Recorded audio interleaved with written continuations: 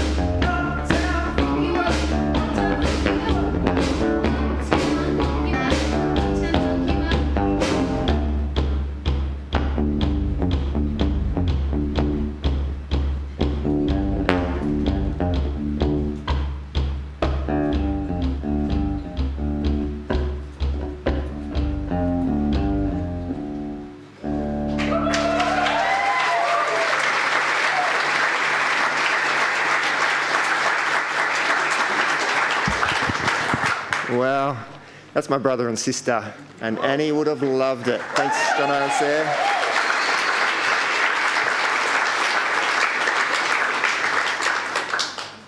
Hi, I'm Dave. Welcome to Annie's farewell and celebration today. The boys were just saying it is just like the weirdest mashup of people here, like people that we've known from lots of different circles. So Welcome and thanks for coming on behalf of the boys. So Oscar, Archie, Clancy and I, we want to thank you for coming to honour Annie, the person that she was and the many memories that we share of her. Shortly before Annie passed away, we had a tough but really necessary conversation about her wishes for a funeral and for saying goodbye. And in her very classic Annie manner, she was very clear about some things and really less concerned about others. There was a bit of do what you like, but just don't do these things. So she said today, she requested that it has joy, it's joyful, and it also provides an opportunity to say goodbye. We agreed it was really important to mark the occasion, to remember her. She also asked that we create a space where everybody felt comfortable, and hopefully that's what you feel today. Annie loved a good party, and she also asked that we had a celebration. And she said, don't let it be doom and gloom, and don't let it be a church service. Church is okay, but not a church service. So we'll do our best. So Annie refused to let the disease she suffered define who she was. She was determined to live life to the fullest, to seek joy, and to continue to shine so brightly until the end. So today we are seeking to honour her and her wishes. We've planned a celebration and a farewell that is joyful, but is also unconventional. And that, I think, being joyful and unconventional is really so representative of the Annie that we knew and we loved. Thank you. And now I'm going to hand to Morris, who is leading the service today.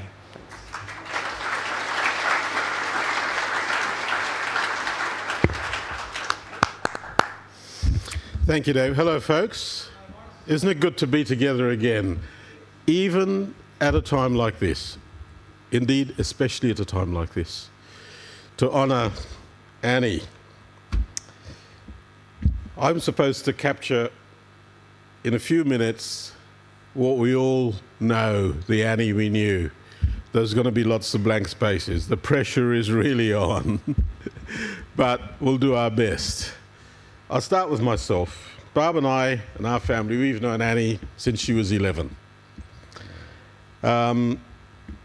Through many summers we had in Osborne's flat, beginning in 1990 with Gordon and the late Heather, with Mark and Margaret and the family, some wonderful summers. And after a while, Dave would come up as well and help.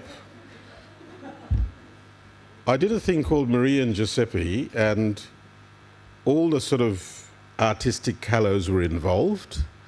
And then Dave started hanging around. Annie was in the cast. I think it was when things started to happen. He became this sort of visiting roadie. Yeah, Ben maybe on the guitar. Ben said no. Jono, yeah, I'll be part of it. Sarah, yes. But David, never shown up. But anyway, he was there for some of the summers as well.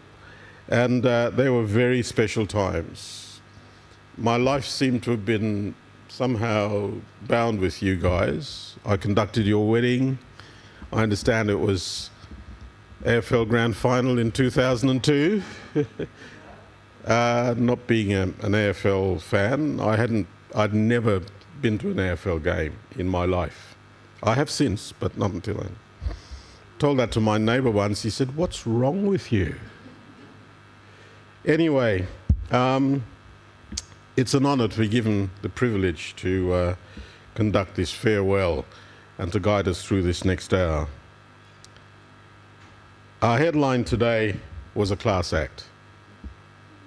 Annie Callow was a class act. Look at that trademark smile. I took that picture 2 months ago, or 3, at Heather's farewell, after we'd had a conversation. That's how I'd like to remember her. No idea at the bullet that was coming around the corner quite so soon. You know, she was classy but not flamboyant. Effervescent but never in your face. Positive but always realistic, that was Annie. She could be loud, but never overbearing. Well, there you are. No, I'm not sure. That's what I thought. I'm going to learn things today about you, Annie. But she was a role model as a firstborn. I know that her siblings looked up to her. She was wise, sometimes beyond her years, but never intrusive. Okay. Just checking. Reflective, honest, blunt at times. I'm told that when her specialist offered her the chance, a 5% chance at survival with heaps of, what do they call those things? Side effects. Her answer was, no, thank you. Have you got any better odds? How do you think the doctor felt? He must have thought, I'm offering you a lifeline. No, thank you. That's what I mean about her being so realistic and honest. She faced the demon and stared it down. She didn't allow it to define who she was. Annie lit up the room without snuffing out other lights. Okay. Just checking. Annie's life was never a bed of roses, but you would never have guessed that. In her late teens, just as she was about to go to university, she underwent brain surgery. I remember visits to my house as clear as if it was yesterday. But this young woman faced that with courage, with realism, even with a sense of joy. She lost an eye, but she got a driver's license. Got behind the wheel of a car. Most people probably didn't know that. But she bounced back, went through uni, changed courses, went teaching, got married, became a mother, had 3 boys who she was so proud of. You filled out her life. You filled out her life. And of course, the boy of her life. I got it from an inside source that the two of you worked so well as a couple. Maybe better than most couples. Congratulations. It's a wonderful, wonderful memory to carry with you. Remarkable, remarkable person. And over the last 3 years, she fought a courageous battle against ovarian cancer. And in the end, in the face of unbearable pain, she embraced her mortality with peace, with a calmness that was astonishing. She was always concerned about the other people, the living, not the dying. Level-headedness and poise. And that's why we're here today, to celebrate this wonderful human being. Primary school friends are here. We want to see lots of hands. Primary school friends are here. Osborne Flat Primary School, Wodonga Secondary College, childhood friends, university friends, friends that she shared a house with, teaching friends, church and community and family and friends, whether it be the Osborne's Flat Community Church, do you remember those days? And Truth and Liberation Concern. Yeah, I embrace those days with fondness. Not only in the summers, but the monthly visit. It's really hot. It really is so hot. Oh, gosh. I'll be back in a minute.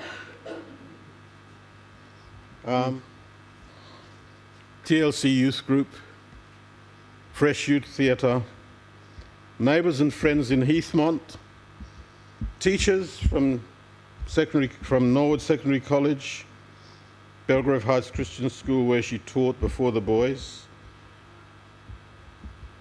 but friends from Norwood Kindergarten, Mothers Group friends, and lots of connections in school and community, and even in cafes in Belgrave. Cafe friends. We're all here because this person meant so much to all of us, to each and every one of us. And we thank her for what she meant to us, what she gave to us. Annie wasn't a religious person, but she was a deeply spiritual person. And I want to say thank God for Annie Callow and what she gave to the earth. There's an old song I used to sing, if I can help somebody as I go along, etc., etc. Was it? Then the world will not be the same. And she's left her imprint. I think we all agree that she's left her imprint. And so our hearts, we can cry today. I'm a bit of a crybaby, so I more than likely will. But the fundamental sentiment is one of thankfulness and joy that we shared life with a very special human being, which is who she was. Annie, the mother, to her 3 boys, as I said, you filled her up. She would have had it no other way. Oscar, Archie, and Clancy. She loved you to the stars and back, to the universe and back. And that's something you'll take on with your life as you head into the future. Annie, the wife. I've already referred to how she and the other boy worked together as partners. She wove her special magic. I don't think I've seen David in a production or an artistic production before, and certainly not since. He picked up his prize and he went away. Good on him. Annie, the firstborn. Your parents, Mark and Margaret, deeply proud of you, deeply proud of you. Very thankful that you were their firstborn. And your siblings, Becky and Mez and Michael. What a person. And all the others she touched, the in-laws and the outlaws and the friend-laws and everything, The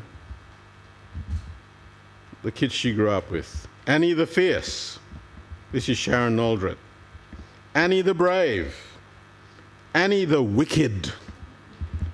Annie the wonderful. Annie, the most beautiful, kind and caring person with such a positive nature. Her kindness, generosity, and fabulously sassy and classy demeanor made her one very cool chick. And that's the good bit. That's the better and the best bit, which we can all add and talk about later at Mr. Fox. Above all, Annie the friend. We're so glad that your path crossed ours. 3 cheers for Annie. Hip, hip. Hip, hip. Hip, hip. Now for some reflections. From Meza. And then Kate. And then Daphne. And then Gordon. In that order, you just follow each other. It'll take you 6 minutes, no more.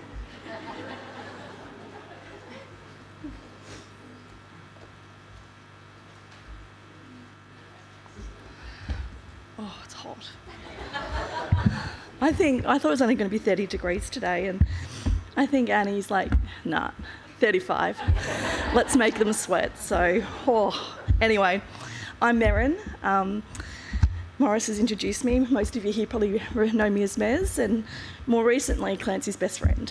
So, how does one ever begin to sum Annie up in under 6 minutes? And I'm really sorry, I've gone over. But this is the question I found myself asking the past week or so, as I was procrastinating, writing my final farewell to Annie so that we could all celebrate the wonderful woman that she was. Annie and I were in touch most days, constantly text messaging, Instagram memes, you name it. So I drew inspiration, well, I tried to draw inspiration from these, but scrolling back, I realised they weren't exactly PG, nor were they politically correct, and maybe not appropriate for today's occasion. So that actually reminded me of a story I'll tell. I'll be telling lots of stories, or few. Clancy and I were sitting on the couch at Annie and Dave's last week, and we were flicking through his iPad, and he's got so many wonderful photos, videos, and I said, wow, Clanny, you got so many photos of your mum and your family, that's so special. And he's like, that's because mum's iPhone syncs to my iPad. And I basically had a heart attack until he assured me that it was only the photos and it was not the SMS messengers. Thank goodness. So, with the phone and social media accounts off limits, for today only, wish me luck, and here goes. So, Morris stole a few of my words, so I'm really sorry for the overlap, but I have a captured audience today, so you're going to have to suck it up. Annie touched everyone that she met in the most remarkable ways. Over the past few weeks, we've reflected on her life. I'm really sorry, I have a breathing issue. And the words that have come up time and time again from many of you that are here today have shared reflections and condolence with you. So I just wanted to read out some that really stood out to us, or me. Courageous, humour, strength, vibrant, larger-than-life woman, such a delight. Annie was just the most beautiful, happy, cheeky, fun, smart and creative, brave woman. Her spirit, love and laughter, we all remember that, will forever be part of us. Her friendships were so easy, so full of life and fun, amazing woman, so much joy, wit and wisdom. Growing up with Anne as an older sister, it was pretty tough for Mick, Beck and I, because she was almost a perfect child. She was whip-smart, creative, personable. You name it, school came easy to her, as did making friends, and it's so nice to see all of you here today. She played sports, sang in choir, and even became the bus captain. Numerous times she tried to kick us off the bus, but Mum would not have it. So there was no way she was driving us 30 minutes each way to school. So Annie had to, swallow her pride and let us back on. Anyway, she was a hard act to follow, but she paved the way. She set an example for all of us to follow, and even if we didn't realise it at the time. Mum and Dad always tell me that we were great friends growing up and that Annie played nicely with everyone. I'm pretty sure she didn't actually like me until I became a lot less annoying, which was probably sometime in my very late teenage years. And as for the stories, any of the stories of our cousins and our parents and aunties and uncles, to be believed, Andrew wasn't exactly her favourite person either. And you could tell this by the black and blue bruises he sported from Annie's, let's say, enthusiastic biting. I don't think Annie was the only target either, because anyone who came close to us seemed to be fair game. And I can only assume she wasn't the most popular kid in kindergarten. But don't worry, if everybody's worried about Andrew, he got his, I don't want to say revenge, but maybe payback. And he accidentally hit her in the head with a tomahawk when they're playing in the yard. And please keep an eye out for the aftermath. We've got some wonderful photos to share later on. So as Morris alluded to, Annie moved away from Yak at the end of Year 12. And we've already used the words smart, wise, tenacious to describe Annie. And it would probably come as no surprise to those that didn't know her back then that she was awarded a full scholarship to uni to study orthoptics. It was during these years and living on campus at Chisholm College, and I think Nikki might have answered the phone a few times, so hi Nikki, that Anne actually became Annie, and the Annie that we all know today. We used to call her most weeks as a family just to check in and say hi, and it was in the olden days when you... does everybody remember what a landline was? But we had to call the landline and whoever was in the common area would answer the phone. And actually, it could have been Nikki. Answered one day when we said, oh, can we speak to Anne? Sorry? Anne? Who's that? And we're like, oh my goodness, she's dropped out of uni, she's run away, she hasn't told us. And after a bit more explaining, we were able to communicate who we were looking for. And they're like, oh yeah, Annie, of course, she's here, we'll get her for you. So from that moment on, she's been known as Annie, and it was really important in these weekly phone calls because back in the olden days, Telstra used to charge by the minute. And if we had continued using her birth name of Anne, we would have racked up quite the phone bill. So it was towards the end of that first year of uni that Annie started experiencing headaches, blurred vision, symptoms that we all originally put down to the lifestyle of a 19-year-old at university, but ultimately resulted in that diagnosis of her meningioma brain tumour. So off she goes to the doctors with mum and dad, and her brain surgeon, he was old school. So brilliant clinician, bit of an asshole. Anyway, am I allowed to say that in church? Anyway, you swore, Gordon swore at Heather's. So anyway, he seemed completely unable to share devastating news with any empathy, kindness, consideration. And when outlining the risks of the surgery, he painted a really bleak prognosis, to be honest. But in true Annie fashion, she challenged him, and she's like, well, what's the best outcome? And once again, he didn't offer much hope, and he said, you're probably going to have facial deficits, you'll be blind, you'll potentially have doubled vision, etc., etc.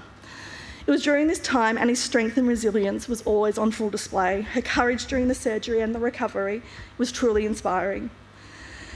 Annie, in the way that Annie always does, she breezed through the surgery, and mum and dad came to see her in the ICU, and they walk in and she's sitting up in her bed with that cheeky smile with a little tooth. She said, great news, I'm not totally blind, just blind in one eye. So again, Annie was truly a force of nature, and it was moments like these that she showed us how even the toughest challenges could be faced with humour and grace. Throughout her childhood, growing up in Yakandanda, the Callow family were a constant presence of ours in the Mullins' life. They used to come up long weekends, school holidays to visit. And I actually don't know why you guys came so much, because as soon as you arrived, Gordon, Mum, Dad, Heather gave you a list of jobs. Whether it was digging wells, paving backyards, making garden beds, the list went on and on and on. But anyway, throughout all of this time, there was always someone lurking in the background. And I use the word lurking because last week, Clancy and I, we've been looking at a lot of photos, and we were down at Mum's, and we were flicking through and we saw these photos of Annie back many moons ago doing the paving. So again, Dave got into theatre and Annie got into yard work. Anyway, there was one photo and Clancy goes to me, is that my dad? Is that Dave lurking in the background, keeping an eye on his lady? So I had to use the word lurking today. So I'll go back to the story. There's a boy called Dave who Annie teased relentlessly, didn't he, Kate? Kate, when they were kids. But however, the teasing tapered off as they got older, especially during the later teenage years. Annie and Dave's relationship was the best example and role model to all of us. They were perfectly matched, challenging one another, loving each other, and showing each other deep respect. Their love and devotion to one another has always been evident, and the tenderness and care Dave has shown Annie in the past months has left me in awe. Dave, you are an amazing person, husband and father and brother-in-law. So thank you, Dave. But above all, Annie's proudest role in life was being a mum. She poured herself into being the ultimate supporter for Oscar, Archie and Clancy. Whether it was cheering her on at basketball games or offering advice in her signature straight shooting style, she was their number one fan, and the love and guidance she gave them will live on, shaping the men they will become. I'll miss my Saturday afternoon sports reports with Annie. I'd always message to learn about the basketball results, how Clancy's team played, how many points Oscar scored, because that's quite important to him, and how many fouls Archie got and whether he got sent off the court that week. Anyway, I'm going to hassle you guys directly now. Archie, please don't leave me on red. Annie Mez would like a response. Anyway, back to me. I just do a final reflection on who Annie was to me. She was everything. She was my Google. She was my ChatGPT, my Siri. She was my theatre and musical date. But most of all, she was my best friend and the best person to turn to for advice. She was a straight shooter. I think we've heard that a few times today. And told you the things that you didn't necessarily want to hear, but we needed to hear. Last week I was driving Owen Archie to the gym, and Archie realised he'd been invited to a job interview the following day, mind you, because he doesn't really pay attention to emails either. And anyway, I knew Dave was going to be spending time at the hospital and was going to be home late. And I thought, oh goodness, well, maybe not goodness, but it's goodness for today. Holy goodness. I'm going to have to prep him for this job interview. So it was left to me. We sat down, we started discussing the interview format, questions he might be considering, appropriate responses to the questions rather than our usual sarcasm. And the realisation that I was doing for Archie what Annie has always done for me was not lost, and it hit hard. I'm really fortunate that I enjoy the job that I'm in now, because I've realised that I'm going to be stuck in it forever. Annie has produced every CV, cover letter I've ever needed, addressed countless key selection criteria, probably with a little bit of help from Dave. Come to think of it, Annie has most likely produced every important document I've ever submitted. When I was in Year 12, she used to come home from university and read my essays and declare them rubbish, throw them in the bin, rewrite them, and I would then submit them. Anyway, needless to say, my written assessments were scored rather highly, and my actual exams were pretty rubbish. And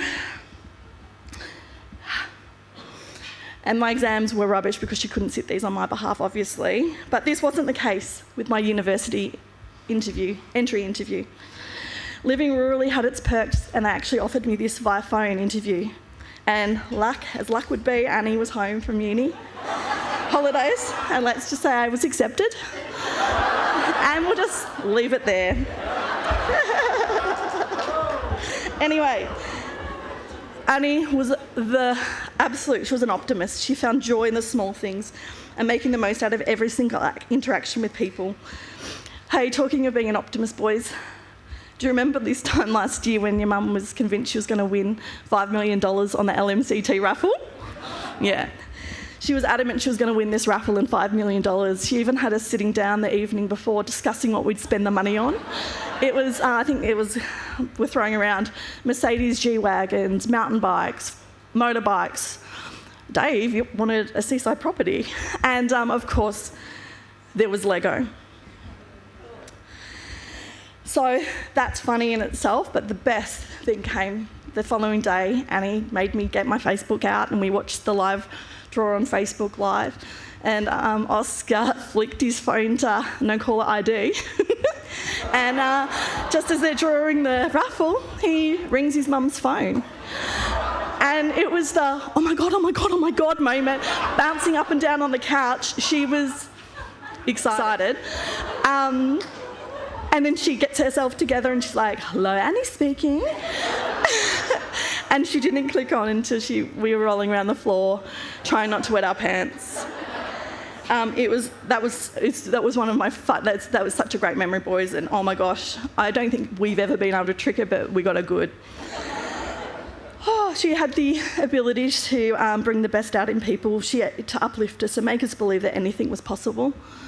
A few years ago, I was visiting in Belgrave South, and in Daphne, we were at your house, and she had me so convinced that I could cartwheel like when I was a teenager. Anyway, next minute, I'm running down the hallway like an elephant, and sorry, I might need the tissues. Oh, Morris, we might borrow. So I'm running down the hallway, and next thing I'm throwing myself into a cartwheel action. Only as soon as my hands hit the ground, my wrists buckled, broke. I hit the floor with a thud. And I'm really sorry, Angie and Daphne, I think there may still be a Mez-shaped dent in your floorboards. But she was just incredible. The other thing is, I don't think I have ever made an adult decision without first consulting with Annie. I've never bought anything of value without first checking. Think appliances, washing machines, dishwashers, coffee machines, the list goes on. I would ring Annie, and with moments of her answering the call, she would have summarised every choice review and shortlisted what it is we should purchase based on value for money and, of course, sustainability. The other thing, this might come as a bit of a surprise to everyone in the room, but in addition to Anne being just a mother, wife, teacher, best friend, She actually was also a real estate agent. She just didn't have the licence. But honestly, there wouldn't be many property markets in Australia that she wasn't across. Last year I was talking with her about properties that Cam and I were considering in Queensland, and she mentioned, I'm not really familiar with the property market on the Gold Coast. And our conversation moved on to something else. The very next day she rings me back and she's done a deep dive analysis into the property market on the Gold Coast. She'd shortlisted, she'd gone into the strata fees, and of course, in true Annie style, she had shortlisted the properties that Cam and I should be considering. But she also gave us the advice of holding off because she had a feeling the market might dip in the next 6 months. So we were sitting on that one, Annie. And finally, Annie was generous, so generous. She was generous with her time. There was never a 5-minute phone call. It was always a 45 minutes to 3-hour call. We were never short on words. Selfishly, I'm glad she never really had a 9-to-5 job, as she was always around to answer the phone. Generally, she shared her home and family, and that's something that has been an absolute privilege to Cam and I. And it's been a privilege to spend so much time with you guys over the last few years. Annie was my everything. She was my go-to for advice, the person that could turn any situation into a story worth telling, and the one I could count on no matter what. Okay, I'll miss her every day, but find comfort in knowing that her spirit and laughter and her love will continue to guide us for the rest of our lives. Thank you.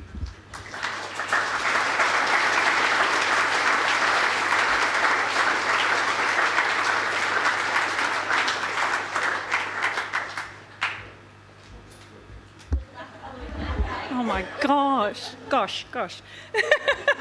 Thanks, Mez. Okay, sorry. Okay. Annie and I were friends from when we were born, 1 year apart in the same Lilydale hospital. My family, the Olvers, and Annie's, the Deslandes, were the best of friends, and we all grew up together. One of my first memories of us together is Annie and I at about 2 and 3 years old. We are dressed in our mum's skirts, hitched up to about here with belts, and I had mum's bridal veil on and Annie a pink velvet headscarf. Classic. And I can hear Tusk by Fleetwood Mac playing on repeat, and we are dancing around the lounge, an early sign of things to come. The Deslandes moved to Yak and us to Mansfield, and we as kids couldn't wait to spend weekends at each other's houses. Every time, without fail, Annie and I would spend a day choreographing dances, giving Merrin a token roll so she'd stop crying. Sorry, Merrin. And we would dress up again in something fancy, probably like silky and lacy or something weird, and force our families to sit and watch our performance. We were ever the drama queens. The highlight of our time together, though, was our annual camping trips to Walkerville in the Christmas holidays. We spent our days fishing, swimming, hunting for crabs on the rocks, riding our bikes and sticking together in our gang against the other kids in the campground. Annie was always the boldest, and she was always more brave than me. As both Annie and I left home and made our own way in life, we saw a bit less of each other, but it was always back to the same as soon as we were together again. And as life has a way of coming full circle, we found ourselves back living just 10 minutes away from each other, now with our own families. I'm so grateful to have these lifelong, beautiful memories with Annie, who always made life brighter. Annie was so many things to me, and it's very hard to just pick a few, but here goes. Annie was fun and so funny. She always looked for the humour in life. She was creative and had her own great style. Annie loved colour, we both loved green, plants, good food, and great coffee. And she let you know if it wasn't good. And Annie was intelligent, wise, kind, and not afraid to say what she thought. But mostly what I remember when I think of Annie is her energy and light that she brought into a room and the happiness that she gave to all those around her. Thank you, Annie.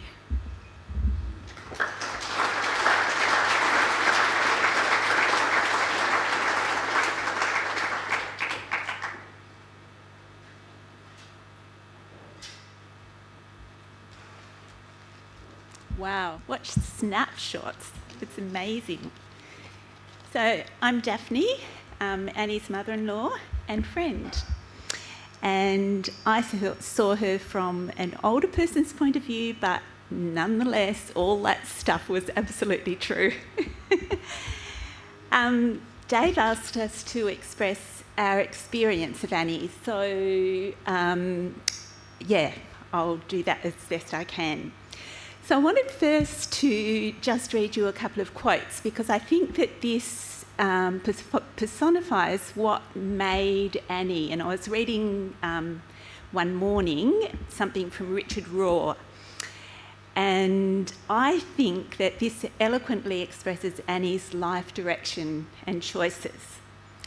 Because of her early brain surgery and then ongoing uncertainty in life.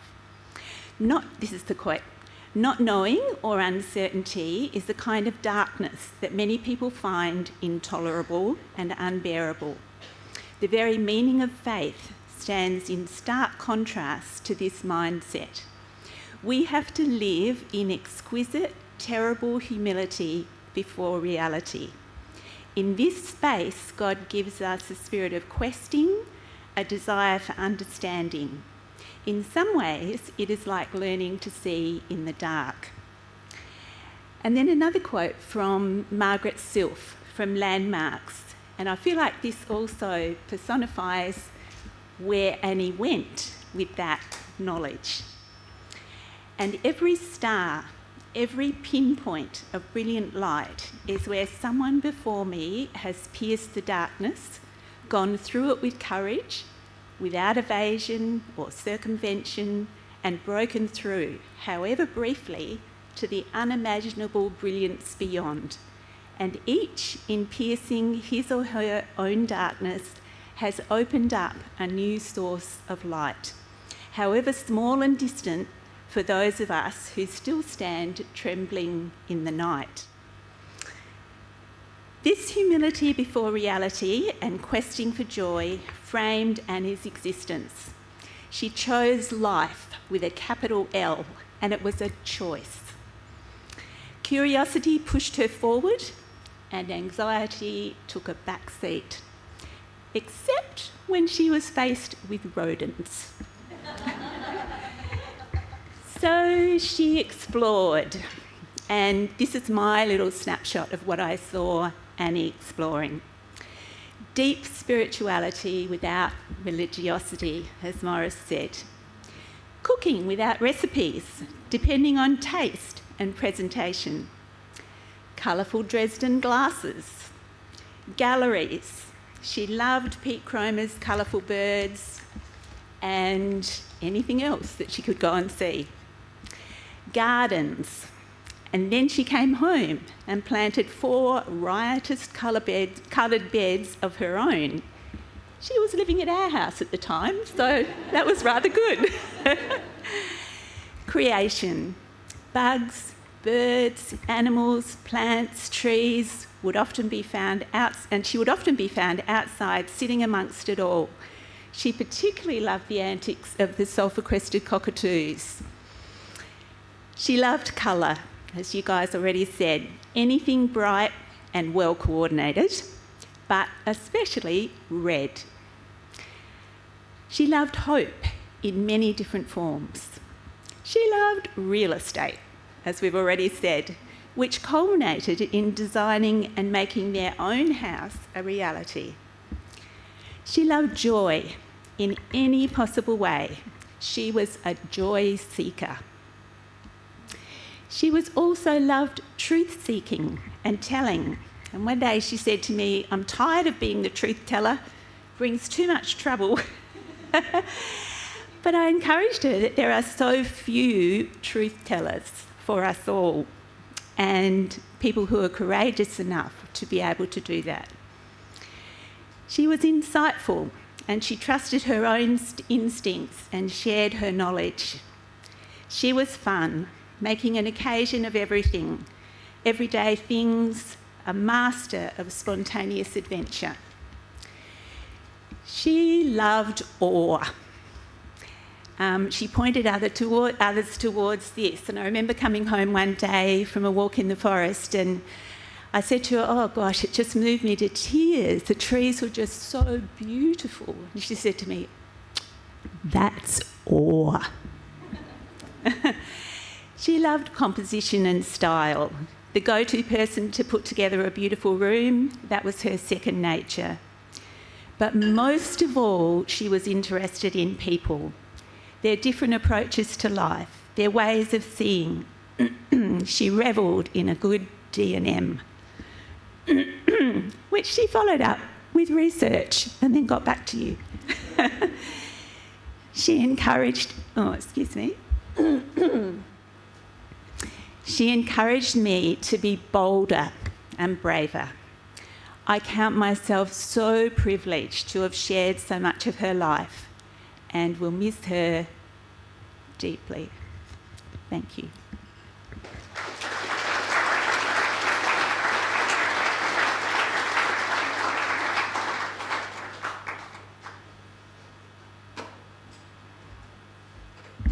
Unconventional, David? You'll be sorry. Because I want to tell you a story about the night. Oh, I'm Gordon. I'm Gordy, she used to call me. Yeah, and I'm her uncle. And the night that she got me to get into a dress, no, it doesn't fit me anymore. Thank goodness. A wig.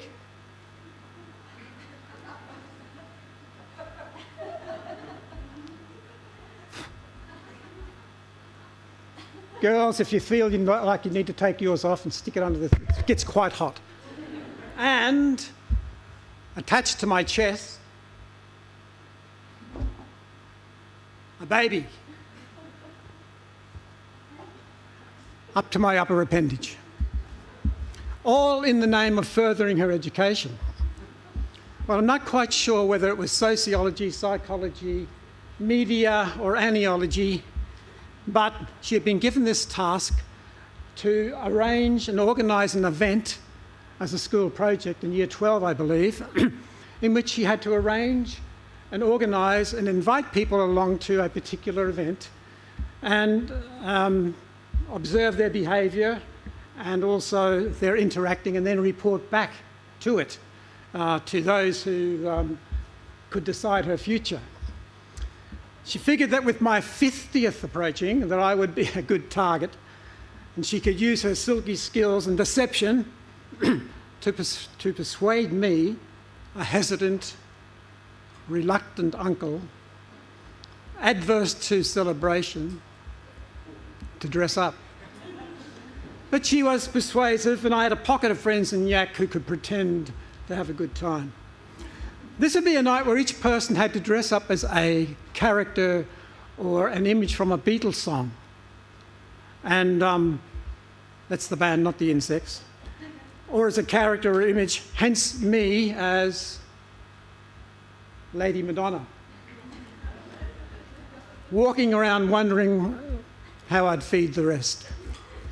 I had no fear of being stopped by police because we lived just across the road, the long and winding road. So I was soon there to see those who had been invited. There were the predictables. But appearing from out of the shadows were others somewhat familiar, up to a point, and as it turned out, from yesteryear. Friends from all over the place, across the universe, but mainly Melbourne. This subterfuge began to come together. It was going to be a hard day's night. I should have known better. Then I saw her standing there. Mac Bentley, She'd come in through the bathroom window, looking more like Catherine Tate's Nan, with a cryptic note attached to her chest which read, "Will you still need me?" Son Warwick was Rocky Raccoon. Esther, lovely Rita maid. Lauren, I can't quite remember who Lauren was, but she pleased me. I couldn't figure out Jeff either. He was sort of neat and precise, punctual, wearing dark glasses, walking around, getting in the way, muttering mushy mushy. Imagine. You may say I'm a dreamer, but I'm not the only one. One of my favourites was the lovely young Grace Bentley, dressed in I believe, a light blue dress, covered fully in diamonds. Gracie, she was fully disguised. Gracie in disguise with diamonds. Annie was resplendent in tunic uniform with 2 rows of metal buttons up and down the front, from the Sgt. Pepper's Lonely Hearts Club Band cover, I believe. Morris and Barb, well, excuse me, babe. I'm sorry. Morris and Barb were there with these placards around their chest with a musical score along the front. I wasn't quite sure if it was a Beatles score or a song, or whether Barb just represented the white keys of the piano and Morris the sharps and flats. But there they were, ebony and ivory. You remember that song? It was a post-Beatles song by McCartney. Makes you wonder, Stevie. And then that was quite a clever ploy, because had they been, say, invited to a Beethoven party the following weekend, dress up, they could use the same placards, or they could combine the two and roll over Beethoven. Annie gave to me my most memorable birthday ever, apart from perhaps the one 50 years earlier, when in a small house in Ireland, after Mum gave birth, the midwife died. I've got no idea how well Annie's assessment went, whether, I just don't know, but we gave the night an A+++++. She went on to be a brilliant teacher. She may have been given the taste of theatre right here in this room, or in the little house out the front, because she grew up here in the 80s, when this place was conventionally known and fondly known by outsiders as Hey, Hey, It's Sunday, with a creative church, kids' church, a creative kids' church, and a billboard of homegrown plays and musicals, theatre, festivals and school programs, all thanks to Morris and to Colin. Indulge me for a second while we add some colour. Recently, Annie, I think I can take this off. Recently, Annie had been reading a book called Phosphorescence. Let's add some colour. Phosphorescence, a book by Julia Baird. And the book was on awe, wonder, and things that sustain you when the world grows dark. Skip quite a few years.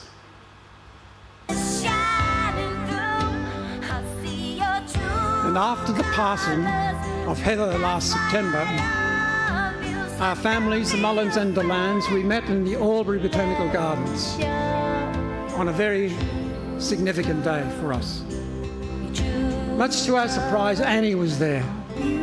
She'd got up that morning very early, navigated the early Melbourne traffic, 300 kilometres plus of country road, just to be with us. Much to our surprise. This Annie, who had been suffering in and out of hospital, changes of medication. Yeah, get up and wave those colours. But the real Annie was there. The usual Annie was there and kept us captivated and joyous with anecdotes and stories, and for me, remembering back to the days of her impersonations of Effie. You'll remember from Wogs at Work? Sometime following that day, Annie had a dream.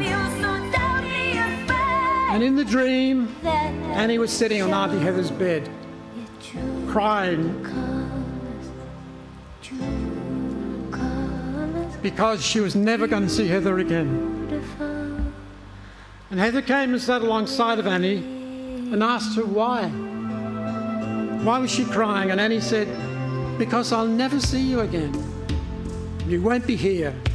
And Heather replied, yes, I'll still be here. In the colours. You'll see me in the colours. I'll always be in the colours.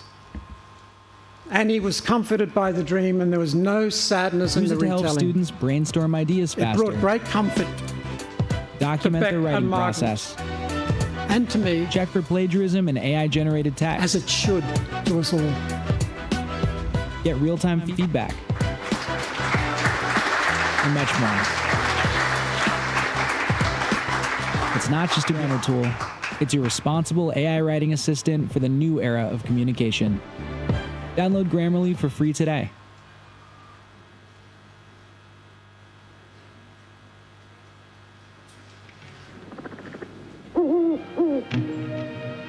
I came to say goodbye. But why, Boris? Why?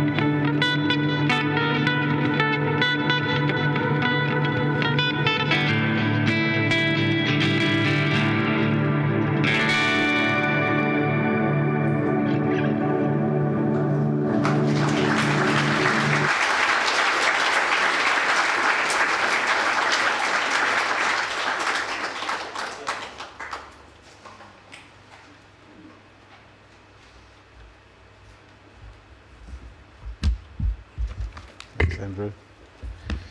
Has it been a good hour, folks?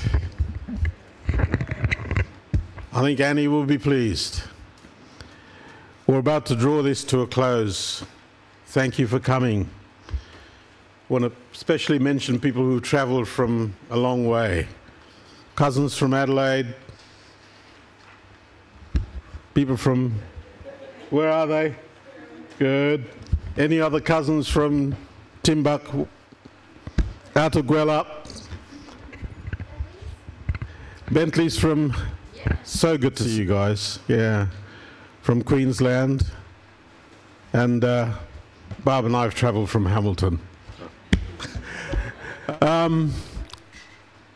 I've been asked to draw this to a close, but I think we've had a feast, haven't we? I'm full up. But maybe for those people who haven't had a chance to say anything, 1 minute for one word of farewell. One thing from you of a memory, of an impact from Annie.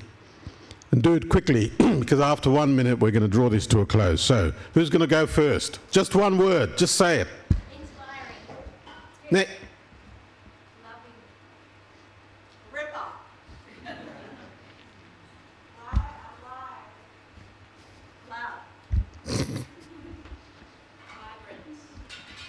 Keep coming. Keep coming. How about down the back? It's all around here. Gorgeous. Uh-huh. Uh-huh. Yep. 10 seconds.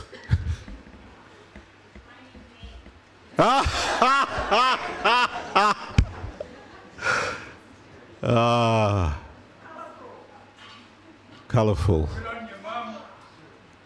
Good on you, Mum. Annie's the one. I think with you all stand, this is going to be our one quiet moment. Stand at the end, think of Annie, and I will offer a prayer, which I think will capture all of our sentiments.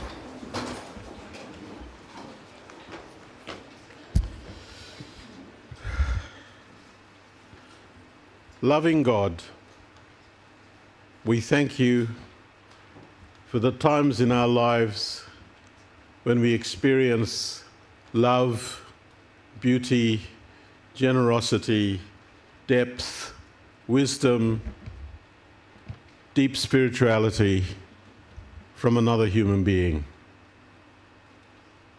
We can't believe that through Annie, you have been so generous to all of us, to leave us with precious memories, some of them life-transforming, meaning that having encountered Annie and having her encounter us, we are different people. And for that, we thank you, and we thank you for the gift of Annie Callow. We know that she's resting in peace, and we look forward to the day when in you we will meet again and be unified in a context of joy and thankfulness. Amen. Folks, you are all invited to afternoon tea at Mr. Fox. It's at, what's the address? It's on the program. For those people over the age of 70, if you haven't heard of it, you can Google it in your iPhone. Otherwise, you can use your Melway. It's at 58H. What's that? We do want to urge you to clear this as quickly as you can, because we're due at Mr. Fox for a further celebration and more conversation at 3:30. There are two books of celebration. They're unmistakable. One's got an ugly picture of Annie. Well, they've got a beautiful picture of Annie looking ugly, or interesting with, what do you call it, pretzels or something? And another one of Annie as a baby. Dave, have I forgotten anything? Because I'm sure I have. Yeah. Yeah. Yes. Yes. And we can't take them all because we're up there, 11 people here. Okay, Jess. We want to thank Jess for the beautiful flower arrangements.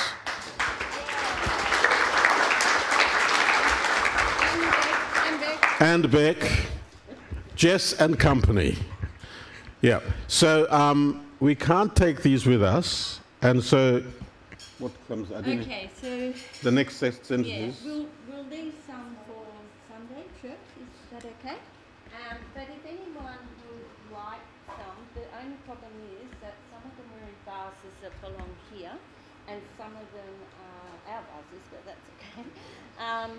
But yeah, if you think that you would really like to take some home, that would be fine. That would be okay. So, Thank you very much, and thank you for spending with me and the family one of the best days of our lives. Thank you, God, for Annie. And we'll see you at Mr. Fox in 20 minutes' time.